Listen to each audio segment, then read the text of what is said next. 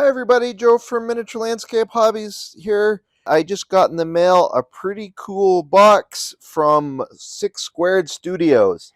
So 6 Squared is a gaming store out of St. Catharines in Ontario, Canada, and they specialize in the laser cut stuff.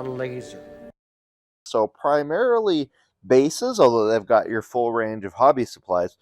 And they seem to be super guys. I had a really nice discussion with them, and well, I hear that they've slipped some bonuses in here, some stuff to check out. Now, why did I place this order? Well, when you build Napoleonics and historicals, you need a lot of bases, and these guys are the go-to Canadian source for bases. So let's check out what they've included. Should be pretty cool.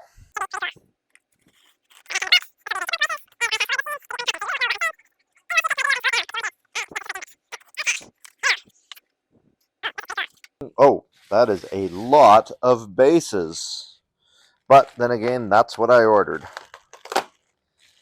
Cavalry bases on, what did I order? 25 by 50 mil. These are made out of 3 mil MDF, so that should go well with, I've been 3D printing my bases, so it should go well with that. We got some lots, I should say, lots and lots of 20 mil bases.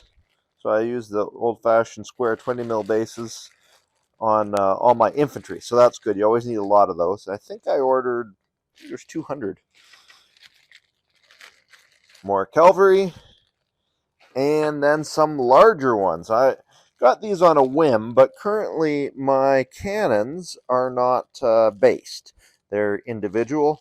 And a lot of people that play Napoleonics base their cannons, so I thought it might be kind of neat to have them on individual bases. So I may go back and add cannons to these as a base.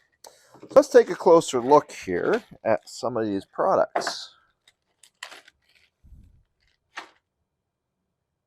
That's pretty cool. So that's straightforward, but that's going to work really well for my models. There's some of my red coats. So my plan is to take some of my red coat models, and I'm currently using 3D printed bases, and just replace them with these 20 millimeter by 20 millimeter square bases. Size looks perfect. Now I've been using my own movement trays. You can probably tell because you probably don't see too many movement trays out there with the Miniature Landscape Hobbies logo on them. But I've been using my own movement trays, and usually for groups of 10. So I was just curious if these are cut so I can get 5 on a base. I should. Oh yeah, no problem. With a little bit of room to spare, and that's usually a good thing. So the other thing is that these are not an expensive product, and they're a well-made product. So it's easy to get a whole bunch. Okay, so let's put that aside. Here is the cavalry bases. No big deal, just the same as a regular cavalry base. So that's pretty cool.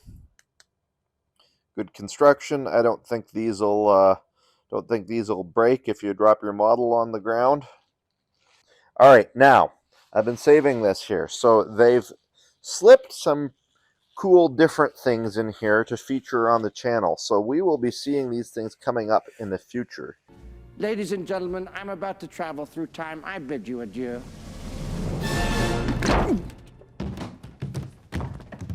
And what do we have?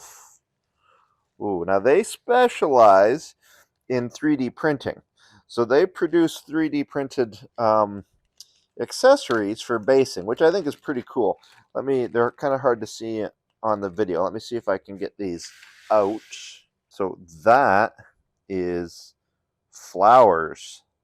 All right, so they've got bunches of 3D printed flowers. That's pretty neat. Always a good way to add color to your bases. There's some flowers. Oh, ferns. These are good size, actually. Pretty cool.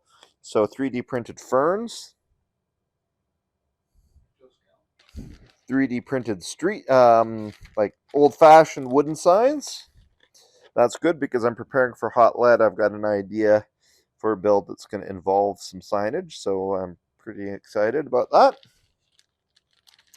And then there's a product here, a couple products here. I asked them to send me some of these 6 Squared Studios wound counters. And there they are. You just turn those and it shows your oh, I guess I got to glue that in place. You show their accumulated wounds or whatever values you're tracking, shock or whatever to that effect. So this is really great, and I'm super appreciative of the guys at 6 Squared Studios. We'll be seeing more of these products in upcoming videos, and until then, I've got quite a bit of basing to do for my troops and some exciting new materials for setting up some terrain. So that's it for this episode. Just a real quick episode. We'll be back next week with regular episodes covering terrain and model painting skills. But until then, remember to keep building life in miniature.